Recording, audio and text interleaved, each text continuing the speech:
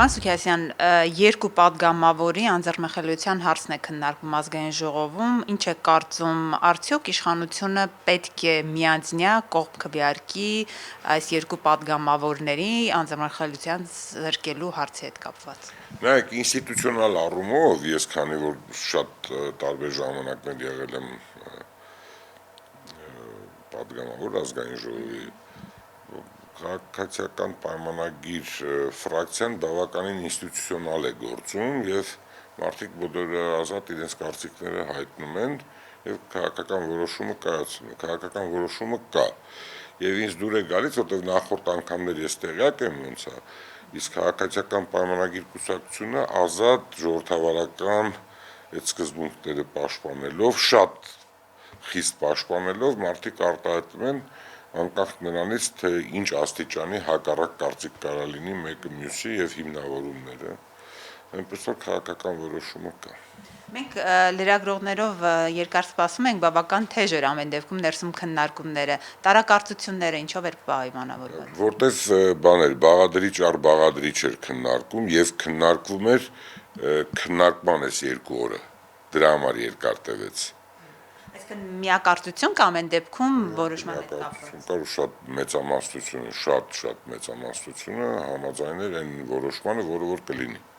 Դուք մենք հիշում ենք այլ տարիներին եւս պատգամավոր եք եղել եւ այո, այսպիսի հարց էլի եղել է անձեռնմխելիությունից զրկելու պատգամավորին։ Կարծում եք ամեն դեպքում ճիշտ մեթոդ է սա եւ արդյոք հիմքերը արդարացի են։ Նայեք, կարգավիճակը անձեռնամխելի լինել դա քաղաքական գործիքներից մեկն է, որպեսզի ամեն մի փոքրիկ այս կամ այն ինստիտուտը չկարողանա ճնշում գործադրել քաղաքական որոշումների վրա։ Եվ միևնույն ժամանակ էլ տարբեր մարդիկ են տարբեր ժամանակներում լինում, տարբեր սխալներ կամ տարբեր ինչ-որ գործերի մեջ եղած, որը իրենից ենթադրում է քրեական հետապնդում եւ քրեական գործերի հիմա։ Դրանք ասում են քաղաքական հետապնդում է։ Մյուսը ասում է, հա, դրա համար ինչ է արվում, չեն եկել նրանց կալանավորելու համար, եկել են քրեական գործը թույլ տալու, որպեսզի քրեական գործ հարուցվի, որ կարողանան իրենց լսել, հակառակ դեպքում դրա իրավունքը չունեն։ Ժողովրդավարական երկիր է եւ բոլորը, ես կարծում եմ, տենց կողմ են, որ եթե խոսքը գնում է քրեական գործի վարույթը իրականացնելու, թույլ տան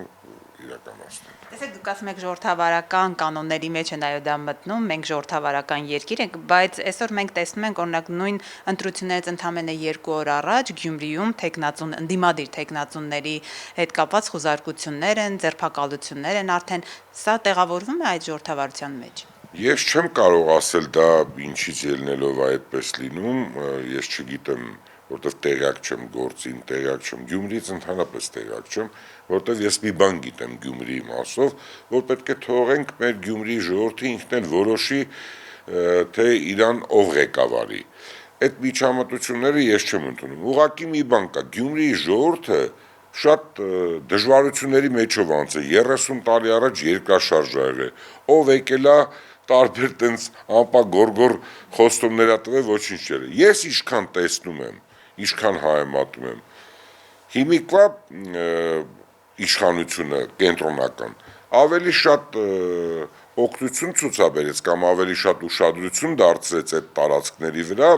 եւ սուբվենցիոն ծրագրերով տեսակ Գյումրիում ինչ էր կատարված։ Սա մեկ, երկրորդ ամենակարևորը, եթե հիշում եք Նիկոլ Փաշինյանը գնաց Գյումրիի մասին ոչ մեկ չէր խոսում, միջև անգամ մոռացության են տվել, գնաց սկսեց թանգարաններ գնալ, տուրիստական շարժ առաջացեց, միտինգներ արեց այնտեղ, տարբեր երաժշտական ինչ-որ չգիտեմ փառատոններ արվեց, դրանից հետո Գյումրին սկսեց։ Հիմա ճանապարհը վերջացել են, Գյումրին շատ մոտիկ քաղաք է դարձել Երևանին, գյումրեցիներն էլ շատ հյուրասեր են, մեր եղբայրներն են, թող իրանք որոշեն, ինչ կարգի իրանց մոտ հանգիստ մարդ լինի կառավարի այդ քաղաքը, որպեսզի իրանք բարեկեցիկ ապրեն։ Տեսեք, երեք Վարդան Ղուկասյանը օրինակ հայտարարում էր, որ հենց իշխանությունն է խառնվում, Երևանի իշխանությունը, Հայաստանի իշխանությունն է խառնում, որ Գյումրիում խնդիրներ են առաջանում եւ չեն թողնում գյումրեցին ճիշտ ընտրություն անել։ Ես բոլորը համարում եմ քաղաքական մտքեր, քաղաքական արտահայտություններ, ես դրանց լուրջ չեմ վերաբերվում։ Ես ձեզ ասացի, այն ինչ որ ասացի, թե այս կամ այն տեխնացուն ինչ է ասում, ես ուշադրություն չեմ դարձնում։ Ես նայում եմ վիճակագրությանը, նայում եմ ծախսած գումարներին, նայում եմ վիճակին քաղաքի, մնացած խոսքերը ինձ համար ընդունելի չեն, եւ ես կարծում եմ գյումրեցի ժողովրդի համար էլ պետք է ընդունելի չլինի։ Եվ մեկ էլ մյուսը պետքա մեկը մյուսին հարգեն։ Այդ ավելորդությունները չի կարելի։ Հարգանքով պետք է լինեն։ Ինչ են տանելու այս աշխարհից, թող իրար հարգեն, ում հասարակությունը, ում ժողովուրդը ձայն կտա, նա էլ թող լինի կառավարի։ Ես օրինակ ինքս Երևանում լինելով, Գյումրիում շատ ընկերներ ունենալով, շատ մարդիկ ինձ ճանաչում են, ես ասել եմ թողեք թող Գյումրիի ժողովուրդը իրանք լավ գիտեն այդ 30 տարվա մեջ ով ոնց է վարվել։ Դրա համար ես Գյումրիում չեմ էլ եղել ես վերջի ժամանակներս։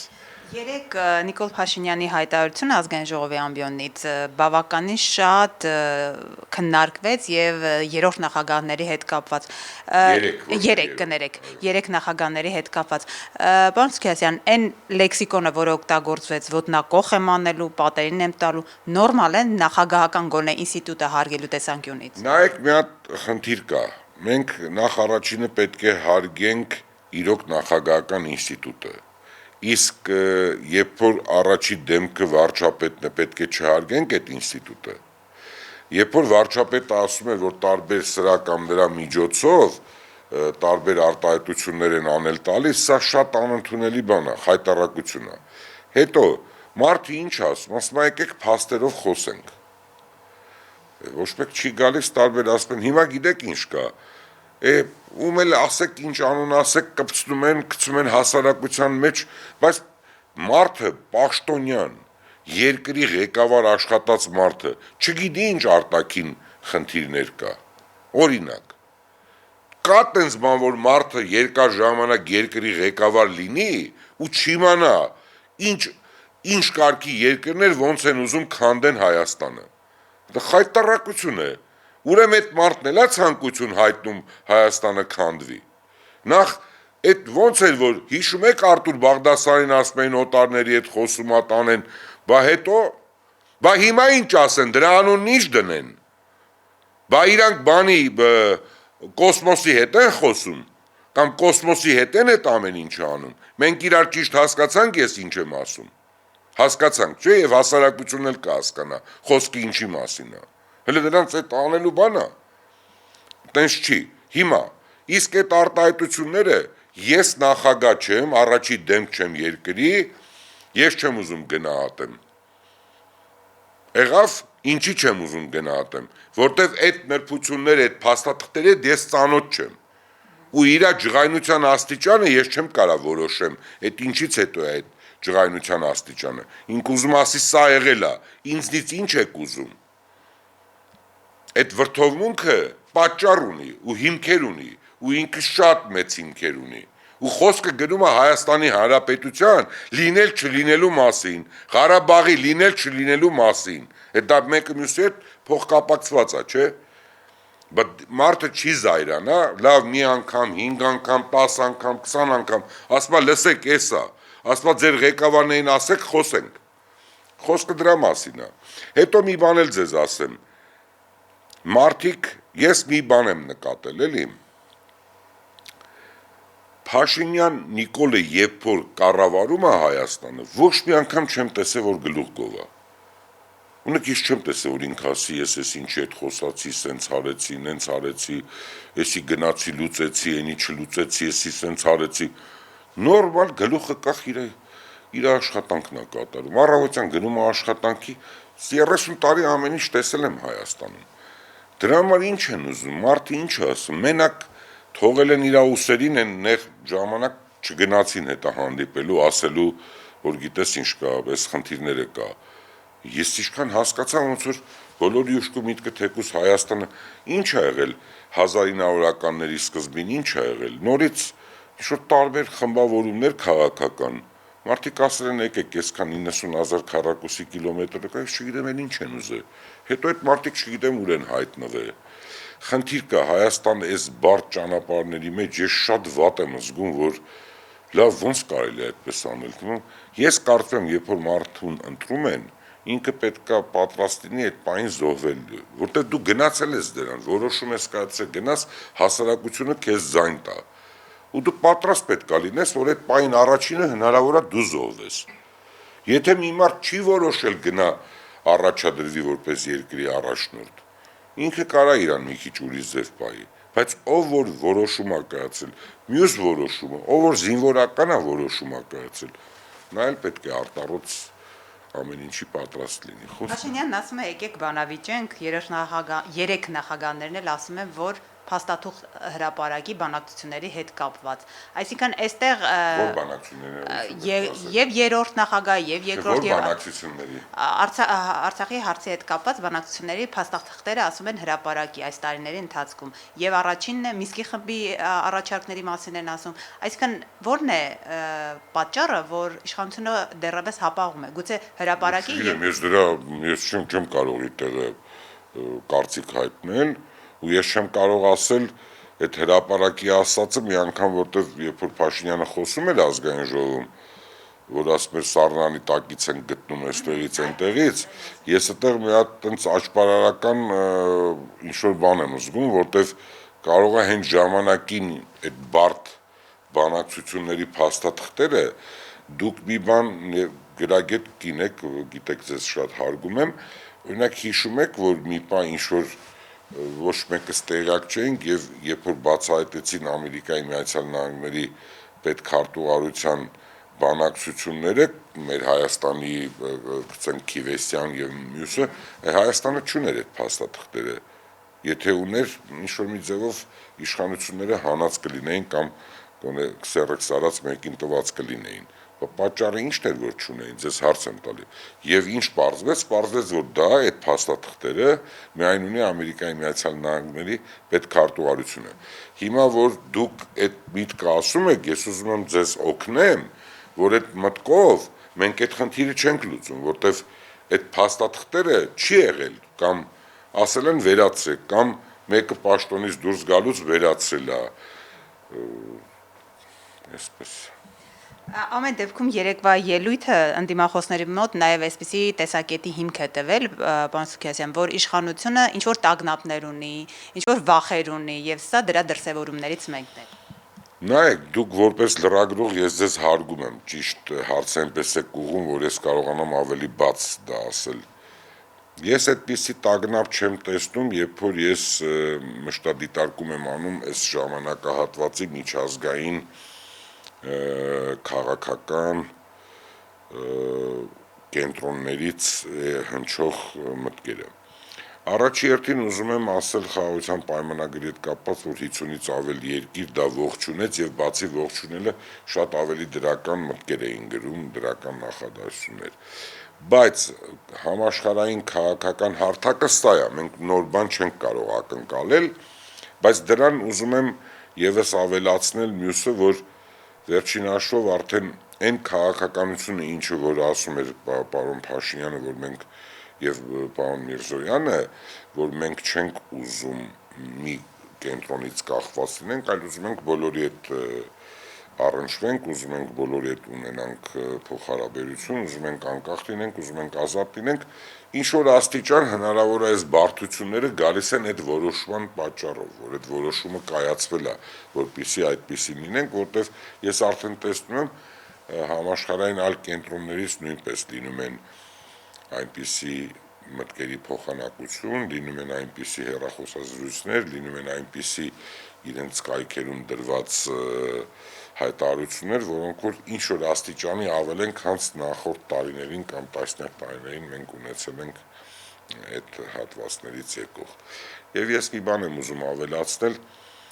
խնդրում եմ բոլորիս, ես հասկանում եմ, որ քաղաքականությունը տենց ճկունության, մեկը մյուսի վրա գցելու, որոշակի բարդություններ ստեղծելու, ավելի սպիտակ երևալու գործնեություն է, բայց Հայաստանը մեղք է, Հայաստանը շատ բարդ ժամանակներ անցել, Հայաստանը շատ մեծ սխալներ արել, Հայաստանի քաղաքական իշխանությունները դեռ երբ որ մենք պետականություն չենք ունեցել, որտեղ քաղաքական ինչ-որ կառույցներ եղել են, եթե դրանց կարելի է կառույց համարել, եւ ձախողել են։ Այդ ձախողումը հիմա պետք չէ այդ ձախողումը նորից ուզենալ արդարացնել, որտեւ այդ ձախողումը բերել է այսօրվա ձախողումը, բերել է երեկվա ձախողումը։ Մի ձախողումը շատ այսպես առաջի անգամ որ մեքենան ինչ-որ մի բանի խփում է, հետո ձորն է ընկնում։ Առաջի այդ ձախողումից, այդ խփելուց հետո է սկսում նա հայտնվել այնտեղ։ Սա կարանք գնահատենք, թե չէ, երբ որ դու սկզբից ենթարկվում ես ցեղասպանության կամ սկզբից չգիտեմ ինչ գործողությունների մեջ ես մտնում, հետո ուզում ես ինչ-որ մի ձևով այդ ամեն ինչը շտկել, ավելի վատ վիճակում ես հայտնվում, հետո չես տալիս այն մյուսին, ուզում ես քո ձեռքում պահես, որտեղ սխալներ ես արել,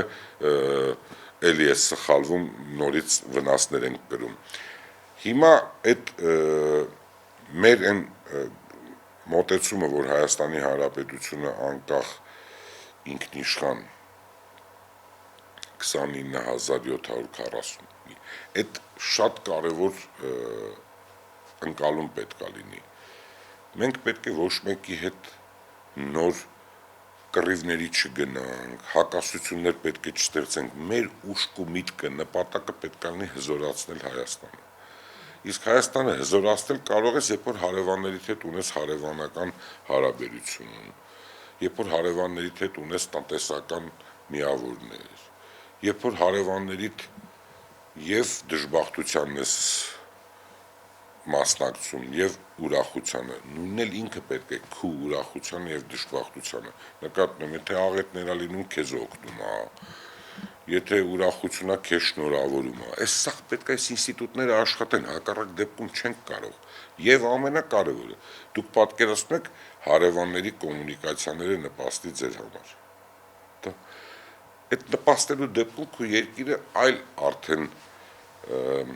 այլ կարգի համախառը ներքին արդյունք է ունենում, ավելի բարձրանում է շնչին ընկնողը, բարեկեցությունը լավանում է։ Հիմա մենք կարանք այս գիտակցությունը ամեն օր սրա մասին խոսենք, որ ժողովուրդ, մենք պետք է ամեն ինչ ենք։ Հետո դուք տենց բան պատկերացնում եք քաղաքացին 40 տարեկանը ոչ մի անգամ չի աշխատել, ոչ միտեղ չի աշխատում։ Ինձ պետք է ասեք դրա անունն ինչ է։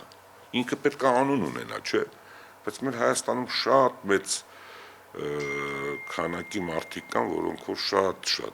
շատ մարդիկ կան, որոնք որ աշխատանք չեն էլ ուզում աշխատել։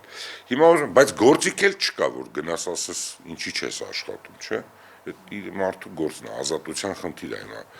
Բայց պետք է այս ամեն ինչի հետ, այս իրականության հետ մենք առնչվենք, թե չառնչվենք։ Հիմա մենք ամեն ինչ որ օրինակ ես տեսնում եմ, ամեն ինչ ասում եմ, ինչ եմ ես հարգում այսօրվա իշխանության գործելավոճին մի մասին, որտեղ մի մասը այն նայեք, հասարակությունը ասում էր, որ ինչի եք իրանց աշխատավարձ տալիս։ Շատ ներողություն։ Այդ աշխատավարձը, որը որ տրվում է, մենք չենք կարող միջինից բարձր որակյալ մասնագետներ ունենալ։ Եթե դու չունես միջինից բարձր որակյալ մասնագետներ, դու չես կարող այն խնդիրը, որը իրենց առջև դրված է, այդ նույն ժամկետներում ունենաս, նույն որակով ունենաս։ Հիմա մեր հույսը այս մոտ ժամանակներս էլեկտրոնային կառավարմանն է, որ դրա մի մասի բեռը էլեկտրոնային կառավարումը կվերցնի իր վրա։ Բայց քո հասարակության, կրթության, գիտակցության, տեսլականի այդ քաղաքացու իր փորձի մակարդակն է, ինչ որ մենք այսօր ունենք։ Ես եմ շատ ժամանակ բորբոքվում, բայց ես ինչ անեմ, մարդը չի կարողանում, այդ շատ կարևոր բան կա, էլի կներեք, կա մարդ, որը որ 100 կիլո կարողանում է հեշտությամբ բարձրացնել, մարդկան մնում է այդ 100 կիլոյի տակ, չի կարողանում բարձրացնել, ընկնում է այդ 100 կիլոն։ Հիմա այդ է, մենք ամեն ինչ պետք է անենք, շատ ճիշտ է ասված, որ պետք է կրթության վրա ուշադրություն դարձնենք, որտեղ կրթված մարդու թե ուղեղի արագությունը, թե ընկալումները, թե իր գործողությունները, թե իր պիտանելիության աստիճանը այս կամ այն գործին ավելի մեծանում է։